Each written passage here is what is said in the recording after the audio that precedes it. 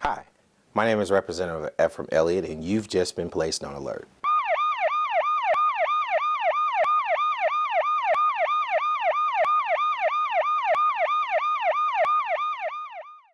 Welcome to the Elliott Alert. My guest today is Ms. Debe Hollingsworth, a candidate for Pine Bluff Mayor in our November election. Correct. Welcome to the Elliott Alert. Thank you very much. Thank you for having me. Ms. Hollingsworth, I'm sorry, Debbie, can you tell us a little bit about yourself? And why would you want to take upon this responsibility of Pine Bluff Mayor? Interesting question and a great one to start with. Ephraim, I'm just like every other citizen within this city. I'm a wife, a mother, a grandmother. Right. I am I don't believe that. You said a grandmother. Grandmother. Okay. I'll tell you about them in a moment. I'm a taxpayer professional and a very passionate, concerned citizen. And a business owner. And a business owner. Right. And I have lived here for 37 years. Wow. And I want to see a change and a difference. I am married to Jack Hollingsworth. Who was an alderman at one time. Yes. Correct. Between the two of us, we have two beautiful daughters, two wonderful son-in-laws, two fabulous sons. Right. Now, four wonderful, magnificent, almost perfect grandsons. Right. Okay. So now you know what what's dear to me. I would have to say, first and foremost about me, is I'm a Christian woman, and my family and I attend First United Methodist Church, where downtown. Downtown. Yes. Well, you know, I attend St. James United Methodist Church. We're both Methodists. We're both Methodists. But I was born and raised Baptist, so I'll have to say that. Well, me too, as well. Yeah, converted. Jack and I are very involved in our church. We are mission directors of our church, where we conduct both local and foreign mission work. As a matter of fact, we just got back in June from our 11th mission trip to Honduras. Wow. Medical mission. That's great. Yes, we have a phenomenal group of people, and they do a lot of wonderful things. But also locally, we have a lot of projects, mission work that we do in Central Park and other areas. In addition to that, I teach a Sunday school class. Wow.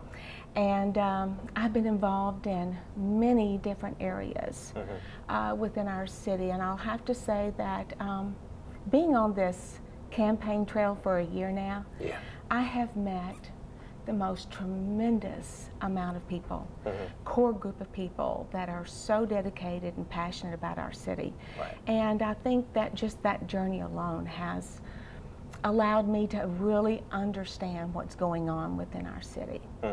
So with that, why do I want to be the next mayor? There's several different reasons, one of which, as I said, I have lived in the city and worked in the city for 37 years. And I believe, in speaking with all the different people, we are poised and we need a new direction within our city, a new direction. The second most important reason, I would say, is that, that I'm very passionate about. We have within our city a very special core group of young people, which represents almost 39.5% of our children that live in conditions that is classified as extreme poverty within our city. That comes from 2010 census. And I want to be a voice for those children. I want to do what is necessary to help those children.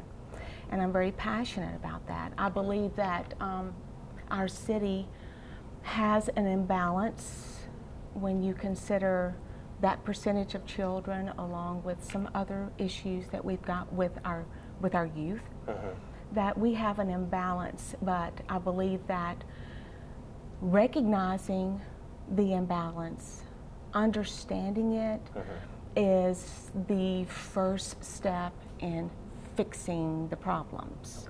So I'm saying that to say that I believe that that's part of that direction that I want to be a part of, and I want to make a difference, and that's why I'm running for mayor. So what you're saying is pretty much the direction that we're going into now does not address those issues. No, it does not. And under your administration, we're going to meet them head on, and we're going to address them and possibly even fix them. January the 1st, I kind of look at it as Katie bar the doors, because I am going to hit it hard, heavy, running. We have been, our campaign, we have a phenomenal group of people, volunteers. Our campaign manager, Ben Trevino, our assistant, Evelyn Horton. We have been studying, we've been working with people and listening to what the people have to say. Wow. And we're just poised for a new direction, and that's what the people want. A new direction. Yes. And that's good. We're gonna go to break, and then we'll come back. I want you to talk about that new direction. Thank you. Thank you very much.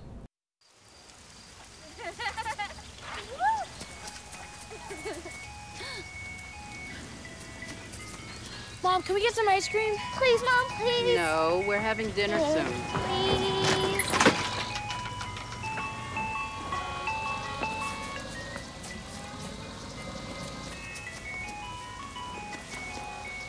You don't have to be perfect to be a perfect parent. There are thousands of children in foster care who will take you just as you are.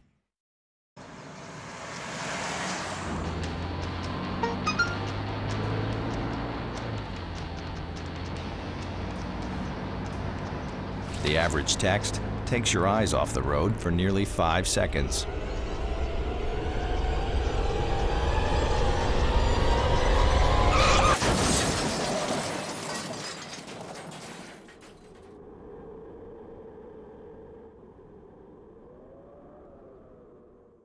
Welcome back to the Elliott Alert.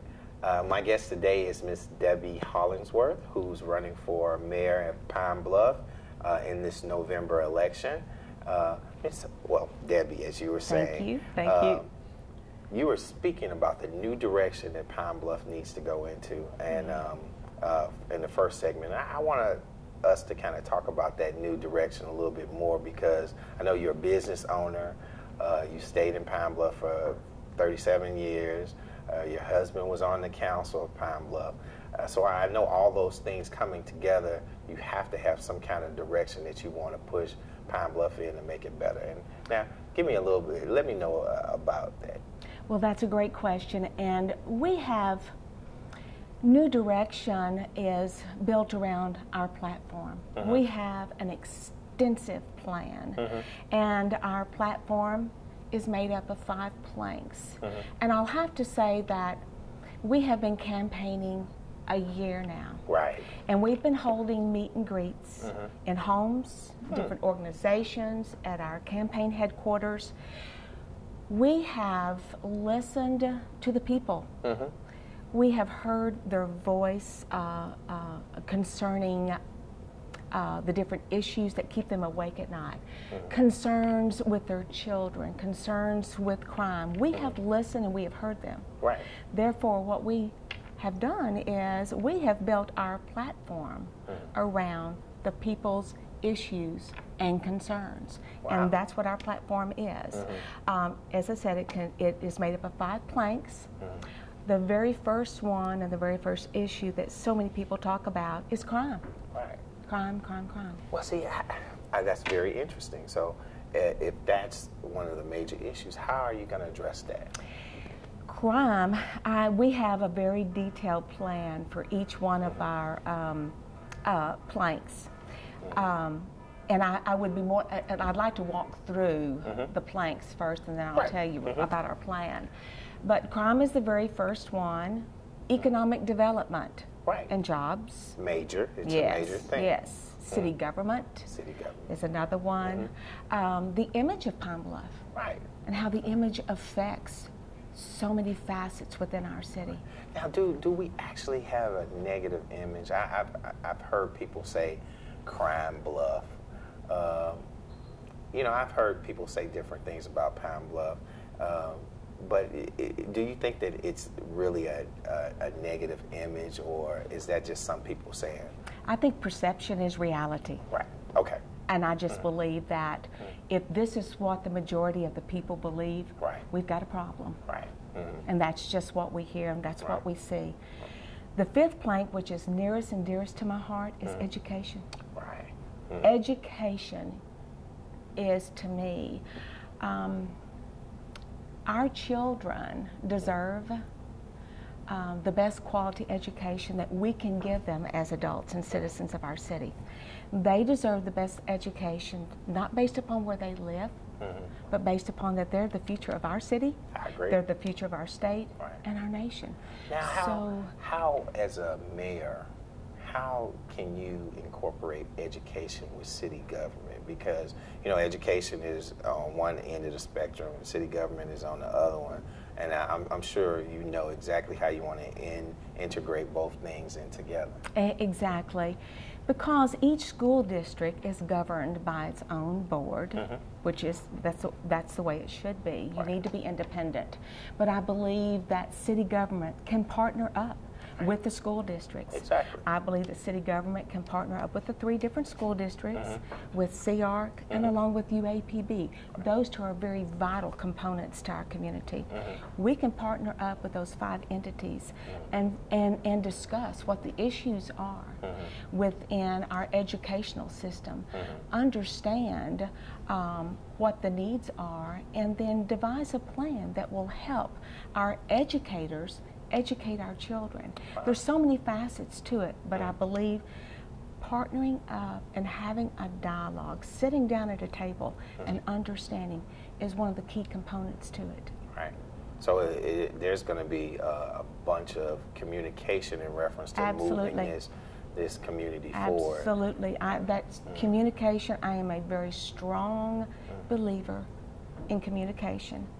But also I believe that a very effective leader has to listen. They have to be a very good listener. Right. And empower people to do the best that they can do. Right. That's great. My wife always says that being a good listener keeps us together. Exactly. And I believe in that. And in all facets. People have opinions and ideas. And respect those. Listen to those. A lot of times you can pull things from that, and I think that that's very important to do. If you want to unite a community, and we have a very diverse culture within our city, we want to unite that diverse culture. Uniting that culture will only bring us to a better place, but also make us stronger. Right. Very, very strong. And see, when you communicate with people and people know they have stake in it, it makes them think, or it makes them be more accountable in their own community, because they're saying, okay, I'm a part of this. Everybody's listening to me. Right. And, you know, I need to be accountable. Right. So I think that's a great point. Ownership. Taking ownership within your community, your neighborhood, your schools if you have children. And I even challenge those of us that, my children are grown and married, but those that do not have children in public schools, support them. Any way that you can, because I believe that our children are our future, and we really have to focus in on our children. So that there are going to be resources put towards, under your administration, there's going to be resources put towards the kids. Absolutely, absolutely. Without question. Without question, in many different ways. My husband will tell me at night, Deb, turn your brain off. Stop thinking. Just turn your brain off, okay? It's time. You can go to sleep now. But yes, I'm a very creative thinker, and I have a tendency to think outside the box. I believe in creating a new direction. You have to be that way. You can't continue with a lot of traditional thinking. You've got to get outside the box and think of different ways to make it happen. And a wise person once told me, just because you've been doing it like that all the time, don't make it right. Exactly. And I'm very flexible. I believe that you can have a plan, which we do, with each one of the planks. We have a plan. When you put that plan into motion January the 1st, we have plans in which we can measure, so that if they're not being as effective as what we want them to be, tweak them, adapt them, change them. That's what plans are for. Right. I believe that if you do not have a plan, you don't get the results you want. Right. And I'm a very result-oriented person. I like to be able to measure things and see where we're going. So is that, as you said, January 1, there's going to be a plan implemented and there's going to be mechanisms put in place to measure from a time frame how successful those plans are? Yes. We'll have, for example, you know, Pine Bluff is defined by crime. And that's just perception. Right. So within our platform, we have a plan for crime, crime prevention, which is twofold. We have a short-term plan and we have a long-term plan. Wow. And short-term plan will be that we will go in and immediately establish controls in defined areas within our community. I think some would term it as hot spots, defined areas, whatever it may be, but we will go in and immediately have a presence within those defined areas.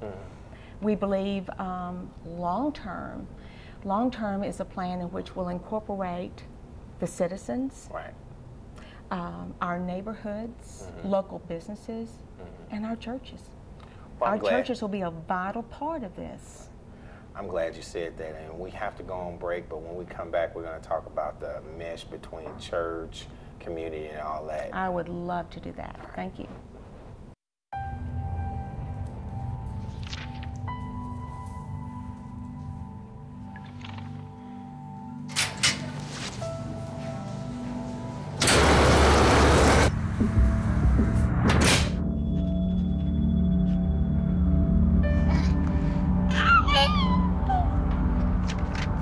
Life's this hard, graduating can be even harder. But you can help Jose and the students in your community make it through by visiting boostup.org. You realize that 49 million Americans struggle with hunger? That's 1 out of every 6 Americans. These people are around us every day. They're our friends, they're our coworkers, their kids go to school with our kids. Sometimes we're not even aware that they're struggling. This problem is closer than you think. So is the solution. Play a role in ending hunger. Visit feedingamerica.org/hunger and find your local food bank. Welcome back to the Elliott Alert. I have again my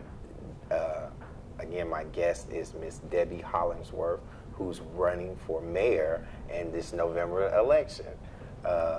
Thanks again, Ms. Hollingsworth, for coming. I'm sorry for calling you. You told me to call you Debbie. Please. Yeah, but I've been so interested in some of the stuff that you were saying in reference to how we're going to put this thing together and how we're going to move Pine Bluff forward. And you were speaking about crime. Yes. And one of your planks on how we're going to get this thing in control. So can you elaborate a little further on it? In the long-term plan, as I said earlier, we're going to bring together the citizens of our city, the neighborhoods, local businesses, and our churches. We believe in a long-term crime prevention plan.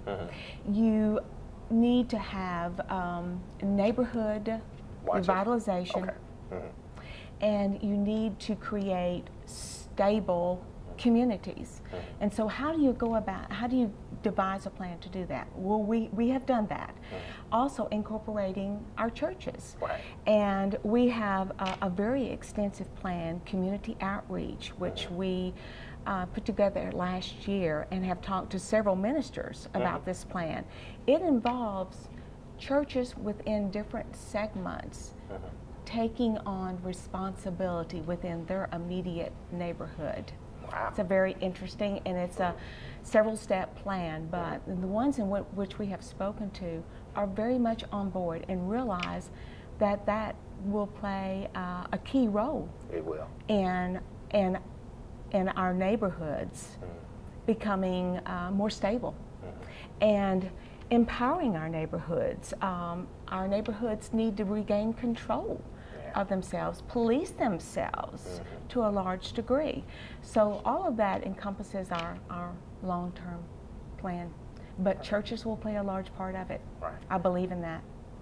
Now, how, I guess, with people always talk about separation of church and state and all that. I mean, how would those two things kind of mesh? Will there be resources out there so the churches can help with that? Because, you know, it won't be successful without putting resources into something like that. I challenged with our mission project and our mission work at our church. Our mission committee challenged our church to go outside the walls of our church and to reach out into the immediate community. And that's what we're charged to do as disciples and as Christians. So in doing that, we believe that each church that will go out within their immediate community and get to know the people within their community. They'll know the elderly, the shut-in, the children, the aunts, the uncles. They'll know the people in which homes need immediate repairs as far as a wheelchair ramp fixed and things of this nature. And that will play a key role in the churches partnering up with the immediate neighborhood, not with the agenda of recruiting them to join their church, but with the agenda of serving and working with others. Yeah, and that's, to me, that's not so much a separation of church and state. That's just doing what you're supposed to do. Okay. So, and those things under your administration will be encouraged? Very much so. Okay. And I believe that the best way that you can encourage something such as that is to do it yourself. Right.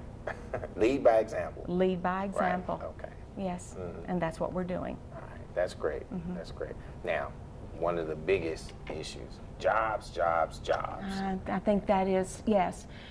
One of the questions that we're asked most often is what is your plan for crime? And what is your plan for jobs? Economic development. I believe that this last sales tax that was passed was a tremendous boost for our city. I believe that it positioned our city to where we have got the necessary tools to be able to recruit businesses.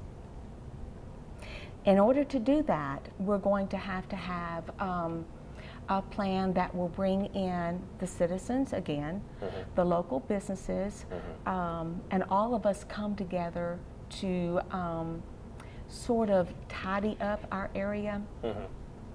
I believe we have a little bit of housekeeping to do here in order to get our community completely positioned. When industry or businesses are out, or they send their scouting parties out to look at areas, they're going to look to see if we have a healthy educational system, a healthy public safety. They're going to look at those facets. And also, I believe that our city is poised. We're in a natural hub when you think about our waterways, our airways, our railways. We are in a natural hub, natural position, and with the sales tax, we're ready to move forward. I just think that we've got a few issues in which we can unite together and overcome these issues. And very quickly, there's two cities in which we have visited, Meridian, Mississippi and Greenville, Mississippi. Their demographics are identical to Pine Bluff.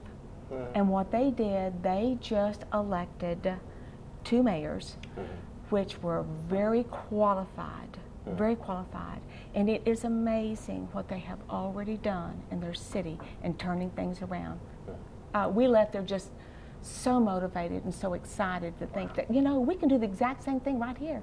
And we can do it. We've got the people, we're positioned, we just have to get past November the 6th. Okay. Well, I tell you, if anybody wants to join the campaign or wants to get in contact with you about this new movement, new direction, how do they get in contact with you? Oh, very, very simple. We've made it easy. We have a website, which is Debe, and it's spelled D-E-B-E, 2012.com, Debe, 2012.com. We have a Facebook page, which is Debe Hollingsworth for Mayor 2012. And through our website and our Facebook page, that's probably the best way to get in touch with us. Through the website, we have more information about our campaign, more detailed information about me. And we also, on our web page, we have a category to where we want to hear your concerns and your issues. And you can direct those straight to me. I will respond to them. I will get in touch with you. And also, I'd like to say, too, that with each plank within our platform, I would love to discuss individually or even in a group setting how detailed our plans are. I would love to do that with anybody. Just get in touch with me, and I would be more than happy to do that. Okay. Well, thank you so very much, Ms. Hollins. Well, Debbie. Thank you. I appreciate it. And I want to let you know you've just been placed on alert. Thank you very much. All right.